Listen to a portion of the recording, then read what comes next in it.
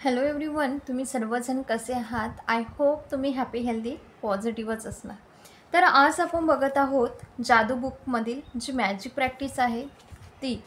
तर तिथलं आहे आजचा 12वा दिवस. तर आज आपण जो काही टास्क आहे तो आज बघणार आहोत आणि जे काही 12व्या दिवसामध्ये जे काही प्रकरण दिलं आहे ते प्रकरणाचं नाव मी सांगणार आहे.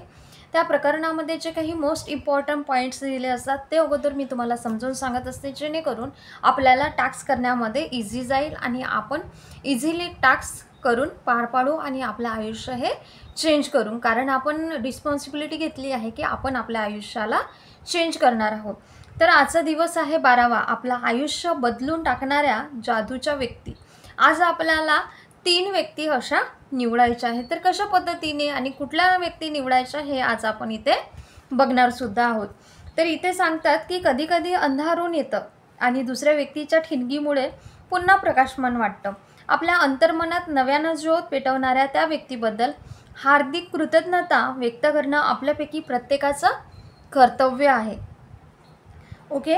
कारण काय म्हणत आहे इथे, कधी कधी अंधारून येतं म्हणजेच एखादी परिस्थिती अशी येते की आपण तिथं गुरफुटून जात असतो, पण असा एखादा व्यक्ती येते, त्याचं मार्गदर्शन, त्याचं प्रोत्साहन, त्याचा पाठिंबा आणि धीराचा आधार दिल्यामुळे तिथून एक नवीन ज्योत निर्माण होत असते आणि तिथून आपलं आयुष्य हे चेंज होण्यासाठी सुरुवात होत असते. तर इथे सांगितलं आहे ते काही पॉईंट्स आहेत ते सांगणार आहे. आपल्या आयुष्यात अशी कधीतरी वेळ येते की ज्यावेळी आपल्याला इतर लोकांकडून मदतीची, आधाराची किंवा मार्गदर्शनाची नितांत गरज असते.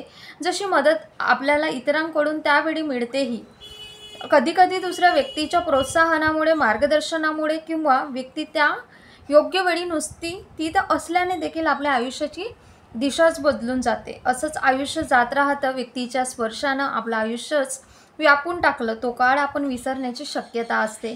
कधी कधी तर एखाद्या व्यक्तीनं तुमच्या आयुष्यावर इतका परिणाम केला आहे की भविष्यातील पुढचा बराच काळ तुमच्या लक्षात देखील येत नाही. मग कधीतरी मागे वळून जेव्हा आपण भूतकाळामध्ये आपलं आयुष्य डोकावून पाहतो, तेव्हा विशिष्ट व्यक्तीनं तुमच्या आयुष्यात एक आयुष्याची दिशा तुमच्या भल्यासाठी म्हणजेच चांगल्यासाठी जादूमयरित्या बदलण्यात महत्त्वाची भूमिका बजावली होती, हे लक्षात येत असतं.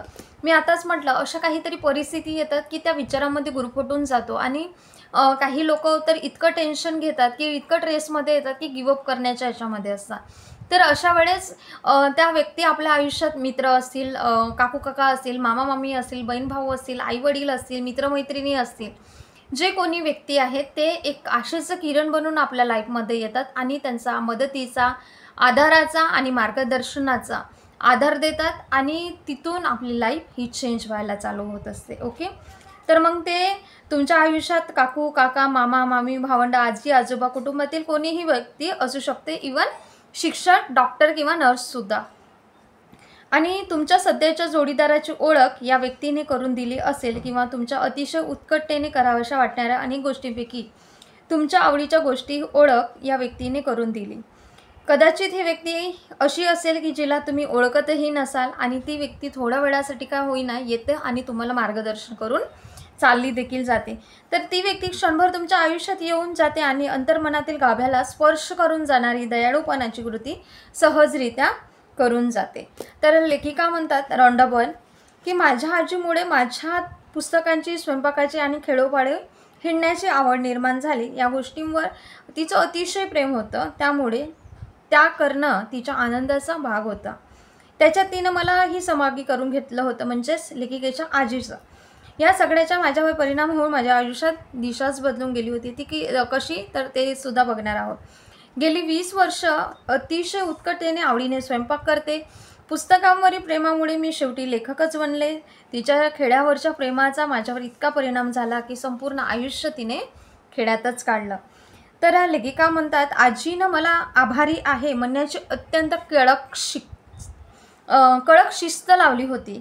त्यावेळी मला वाटायचं की केवळ शिष्टाचाराचा भाग म्हणून तिनं हे शिकवलं आहे, पण मला आयुष्यात खूप उशिरा हे लक्षात आलं की तिने जे मला आभारी आहे हे जादूचे शब्द शिकवले, ती मला आजीकडून मिळालेली सर्वात मोठी देणगी आहे. आता ती जिवंत नाही, पण तिचा जो माझ्या आयुष्यावर फार मोठा परिणाम झाला आहे त्याबद्दल मी तिची सदैव ऋणी आहे, कृतज्ञ आहे, आजी मी आभारी आहे, असं लेखिकाने हे पॉईंट तिथे लिहिले आहे की त्यांना त्यांच्या आजीमुळे आयुष्य बदलवून टाकणाऱ्या व्यक्तीमध्ये जे 3 निवडायचे होते, तर यांच्या आयुष्यात ही आजी होती की आभारी आहे हे शब्द शिकवले त्यांना. पुस्तकांवरील प्रेम, खेडोपाडी हिंडण्याची जी सवय होती, आवड होती आणि स्वयंपाकाची, पुस्तकांची देखील जी आवड होती ती यांच्यामध्ये आजीमुळे आली. त्यामुळे ते म्हणतात की आयुष्यावर फार मोठा आजीमुळे परिणाम झाला, त्यासाठी कृतज्ञ आहे.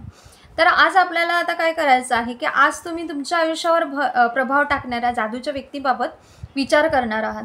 अशा एखाद्या शांत जागेची निवड करा जिथं आज दिवसभरात कधीतरी एकटेच जाऊन बसू शकता. बसल्यानंतर आयुष्यावर महत्त्वपूर्ण परिणाम करणाऱ्या 3 असामान्य व्यक्तिरेखा आठवा. असामान्य का म्हटलं आहे? कारण त्यांनी आपलं जीवन बदलवून टाकलं आहे. आपल्या आयुष्यात येऊन एक मदतीचा हात, एक मार्गदर्शन, एक आधार दिला त्यासाठी. आता ह्या 3 व्यक्ती कोण आहे हे एकदा ठरवल्यानंतर एका वेळीच 3 व्यक्तीची निवड करायची, एका वेळी एकाच व्यक्तीची निवड करायची आहे आणि ती व्यक्ती तुमच्यासमोर प्रत्यक्षात उभी आहे असं व्हिज्युअलाइज करून मोठ्याने तिच्याशी बोलायला सुरुवात करायचं आहे. बोलायला काय सुरुवात करायचं आहे की कशाबद्दल तुम्ही कृतज्ञ आहात हे प्रत्यक्ष ती समोर आहे असं बोलायचं आहे. तुम्हाला त्याच्याबद्दल किंवा तिच्याबद्दल कृतज्ञता का वाटते याची कारणे तुम्हाला सांगायची आहेत. तिच्यामुळे तुमच्या आयुष्यात दिशा कशी बदलली ते त्यांना सांगायचं आहे व्हिज्युअलाइज करून, कल्पनेमध्ये की समोर ती व्यक्ती आहे आणि कशा पद्धतीने ती व्यक्ती तुमचं आयुष्य बदलवलं हे सांगायचं आहे. एका वेळी एकच व्यक्ती घ्यायचा आहे आणि दुसऱ्या वेळेस तिचं झालं बोलून तर दुसरं व्यक्ती व्हिज्युअलाइज करायचं, तिच्याशी बोलायचं, तिचं झालं की तिसरं व्यक्ती, असं 3 घ्यायचे आहेत. ओके, तर एकाच सत्रात आपल्याला 3ही व्यक्तींबाबत ही जादूची कृती सलगपणे करण्याची दक्षता घ्यायची आहे. असं वेगवेगळा टाईम निवडायचा नाही आहे किंवा वेगवेगळा आज सकाळी एक केलं, दुपारी एक, संध्याकाळी तर नाही. एक शांततेचा वेळ काढायचा आहे. 3ही लोकांना आपल्याला एकाचं झालं की दुसऱ्याचं झालं की तिसरं, असं एकाच सत्रात आपल्याला करायचं आहे. कारण त्यामुळे अतिशय सखोल पातळीवर तुमची कृतज्ञता पोहोचू शकते आणि दिवसभरात त्या जादूच्या कृतीची वेगवेगळी विभागणी करू नका. कारण दरवेळी कृतज्ञतेचं गांभीर्य, खोली तेवढीच राहील असे नाही. ती न राहिला जादूचे परिणामही तुम्हाला दिसून येणार नाही. म्हणून एकाच सत्रामध्ये आपल्याला करायचं आहे. एकाच वेळी 3 लोकांशी बोलायचं नाही आहे, तर आपल्याला एका वेळे एकाच व्यक्तीचं बोलायचं आहे. तिचं बोलून झालं की दुसऱ्या व्यक्तीला व्हिज्युअलाइज करून तिच्याशी बोलायचं आहे. म्हणजेच कल्पना करायची आहे की समोर ती व्यक्ती उभी आहे असं. तर इथे एक उदाहरण दिलं आहे, त्या पद्धतीने आपल्याला करायचं आहे. कशा पद्धतीने उदाहरण आहे ते सुद्धा मी इथे सांगत आहे. तर त्यांनी स्नेहल नाव निवडलं आहे त्यांच्या आयुष्यामध्ये, लेखिकेच्या आयुष्यामध्ये, ज्यांच्यामुळे एक आयुष्य बदलणाऱ्या ज्या व्यक्तीचं नाव आहे ती स्नेहल आहे. मी ती समोर आहे असं व्हिज्युअलाइज करून ते म्हणत आहेत. त्याच पद्धतीने आपल्याला करायचं आहे. स्नेहल, मी तुझे आभार मानतो कारण तू मला त्यावेळी माझं अंतर्मन जे सांगत होतं तसं वागायला प्रोत्साहन दिलंस. त्या दिवशी मी अगदी निराश, हतबल झालो होतो, पण तुझं बोलणं माझ्या मनाला स्पर्शून गेलं आणि त्यानं मला माझ्या निराश मनस्थितीतून बाहेर काढलं. तू जे बोललीस त्यानं मला माझ्या स्वप्नांचा पाठपुरावा करण्याचं बळ मिळालं आणि मी फ्रान्सला शिकाऊ म्हणून, आचारी शेफ म्हणून काम करण्याचा निर्णय घेतला. आता मी माझं स्वप्न प्रत्यक्षात जगतो आहे. मी खूप आनंदात आहे. हे सगळं तू त्या दिवशी बोलल्यामुळे घडलं. स्नेहल, मी तुझे मनापासून आभारी मानतो. अशा पद्धतीने आपल्याला सुद्धा करायचं आहे.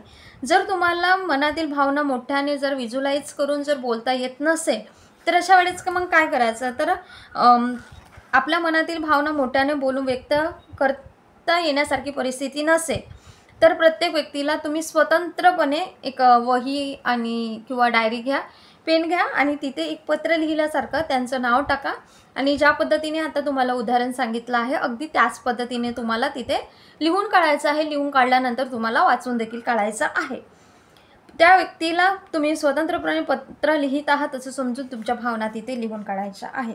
तर यामुळे तुम्हाला काय होईल की तुम्हाला त्यामुळे आनंदी वाटेल आणि दुसरा पुरावा म्हणजे तुमच्याकडे आश्चर्यकारक गोष्टी अट्रॅक्ट होणं चालू होत असतील.